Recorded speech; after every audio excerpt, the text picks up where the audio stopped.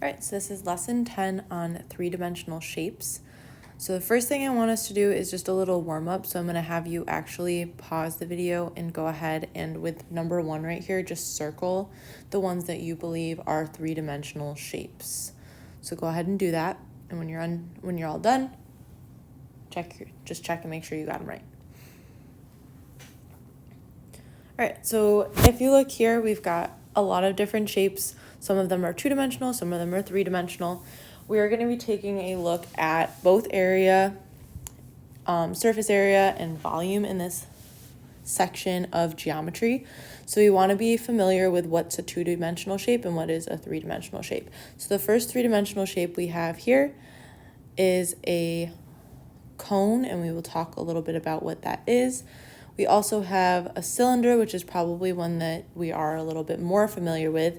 Same thing as a cube, our rectangular prism, and our triangular prism. So what we are doing today is exploring three-dimensional shapes and how to name them. So the first thing we need to be aware of are the parts of a three-dimensional shape. So a three-dimensional shape consists of a vertex,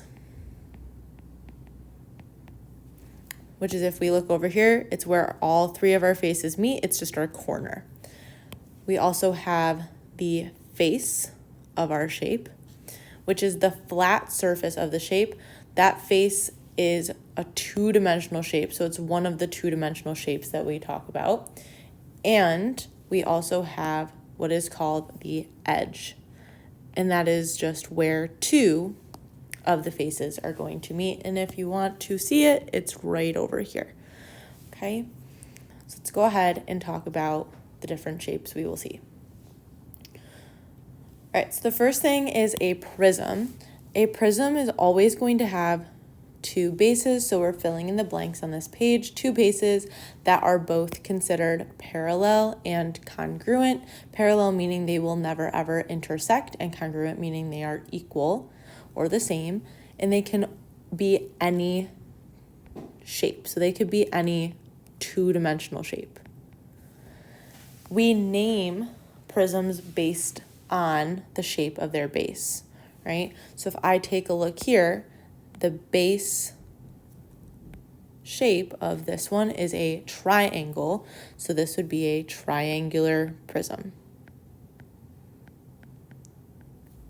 So we just tack on the name of that base, the type of shape it is, to the front of prism.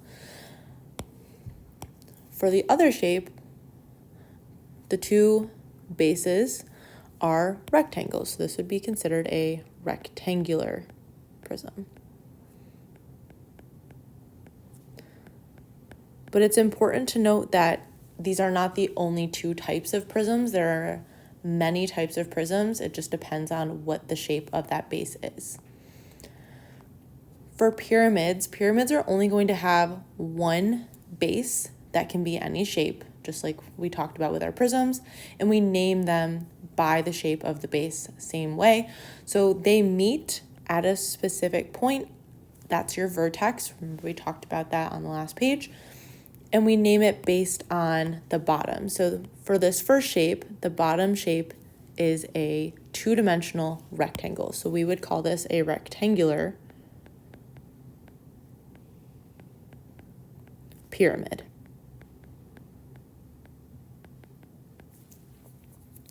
For the second shape, the bottom two-dimensional base here is a triangle, so we would call this a triangular pyramid.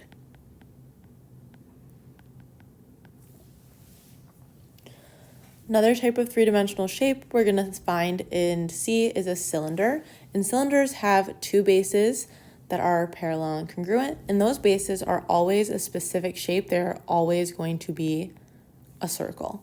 So if you look here at the shape off to the side, our two bases are circles. A cone will have only one base, which is always a circle. Everything is going to meet at one point, and again, that point is called the vertex. So here's your vertex here, and then that bottom is your circle. That's your base. For a sphere, spheres do not have any faces or bases because they just go in a circle all the way around to infinity. So some examples of a sphere are any kind of ball, so soccer ball, baseball, basketball, tennis ball, any kind of ball. And then we can also use a globe as an example, like the world globe, okay?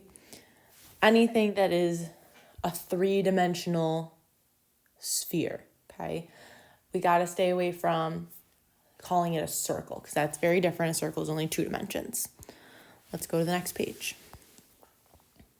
So now we're going to actually go through and identify our figures based on the picture that we are given. So in this picture for the first one, we have 2 bases here. So this figure has 2 bases. Both of those shapes are rectangles. So that means that this shape is a rectangular. And it's got 2 bases. So that means it is a prism. Next one. Figure here also has 2 bases, and those 2 bases are always going to be the same exact shape. So 2 bases, they are both triangles. So this is a type of prism because of the 2 bases, but specifically it is a triangular prism.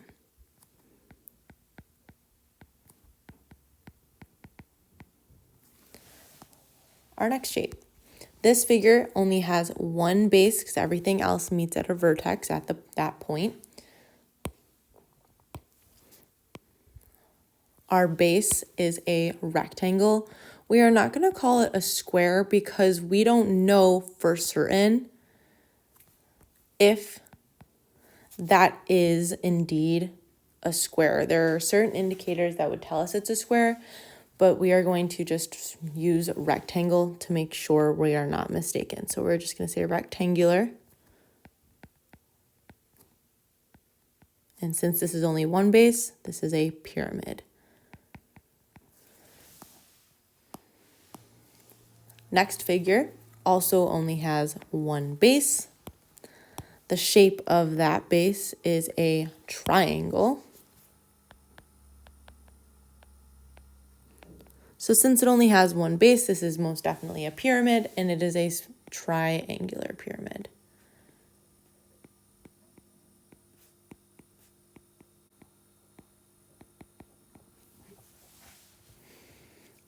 Next page.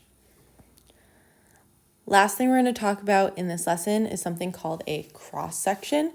So a 3-dimensional figure, if we slice it either from top to bottom or left to right, we will be shown a 2-dimensional figure. So we have to be able to know what 2-dimensional figure would be created with that cross section. So for a horizontal cross section, that means parallel to the base, so left to right, the cross section is going to be the same shape as the base. Right? So it's going to have the same exact shape of the base. So for this first example here, we've got a rectangular pyramid. The bottom base shape is a 2-dimensional rectangle. So that means if I were to slice it and look at what's left, it would have a rectangular cross section. For a vertical cross section, it's going from top down to bottom or bottom to top, right? But it's vertical, and you're going to be slicing it perpendicular to its faces, and it's going to be the same shape as a lateral face, meaning the one that's standing straight up. So this example here is a cylinder. This example here is a cylinder. If I slice this right down the center and open it up and look at it, I would see a rectangle. So it would have a rectangular cross section. So we're going to identify the cross section of the shapes below. So I'd like you to please do those three there. So pause the video, give it a try. When you're all set, unpause and check.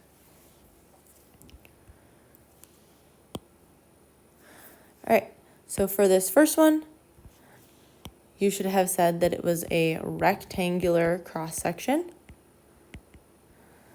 being formed, and this one is vertical because it's up and down.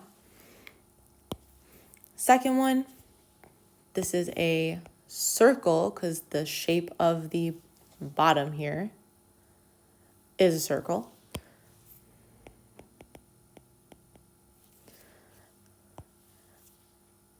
Next cross-section, from top to bottom, well, the shape of the face is a triangle. So that means our cross-section is also a triangle. All right, that is all for this lesson. Good luck on your homework.